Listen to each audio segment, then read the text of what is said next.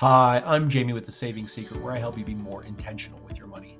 In today's video, I'm going to be showing you how to open up a brokerage account with Fidelity, why you want to choose Fidelity over maybe some of the other competitors, and how to actually purchase an index fund or an ETF. So stay tuned, let's jump in. On Fidelity's page, you can find all this information. I'll leave a link to it. Like I said, not a sponsored link, but appreciate a like. And if you actually do any of the things that I say, feel free to leave a comment. I love reading those. But you can open up a brokerage account. Why Fidelity? It's just pretty easy. They have very little fees across all the board. They have great app support. You can actually talk to a real human on the phone if you need to.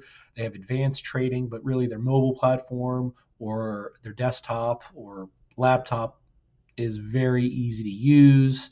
They have great research, but if you just want to get started and you don't know, and this seems very overwhelming, just trust NerdWallet, Stockbrokers, Investopedia, or do your own research, but a lot of them have it. But one of the things that separates Fidelity is they have zero account fees.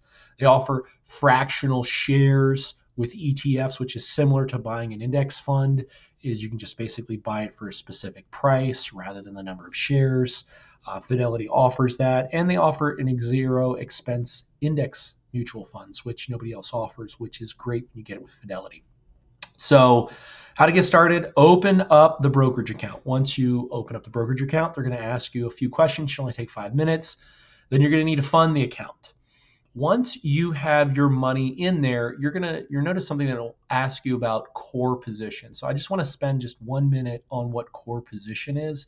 At Fidelity, it's like having a high yield savings account attached to your account. So what a core position is where your money sits before you have it invested. And so what Fidelity does is it moves your money over to what's called a government money market fund. And what's great about it is it gives you high yield savings rates. So right now you could be earning over 4%, but as the interest rates from the Fed government goes up and down, it kind of tracks that.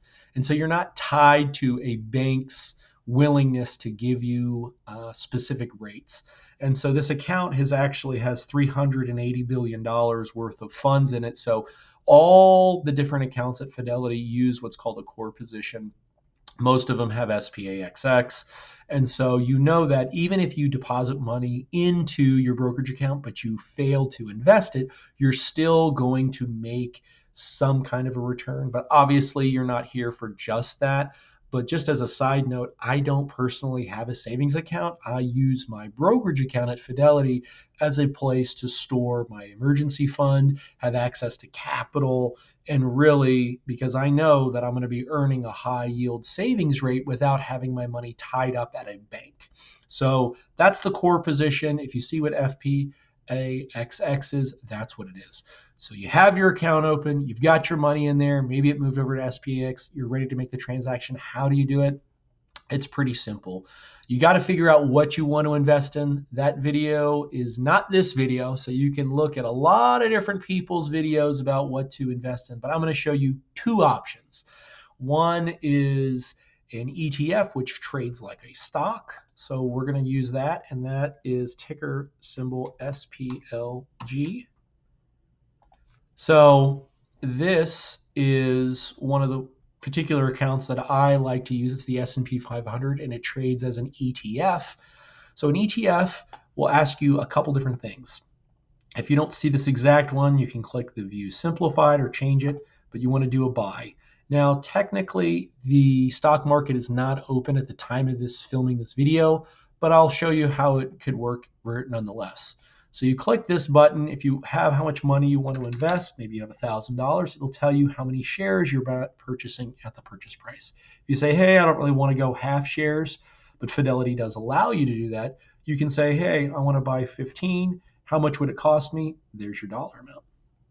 So you can click on your quantity because you're going to pick shares, right? So you might say, okay, I'm going to pick this. So you apply, limit. Market is really what I encourage people to use. It's just the market value at the time you're executing the order. So you want to make it easy. just use a market order. You can click preview the order, and there you go. That's how to successfully execute a trade for an ETF.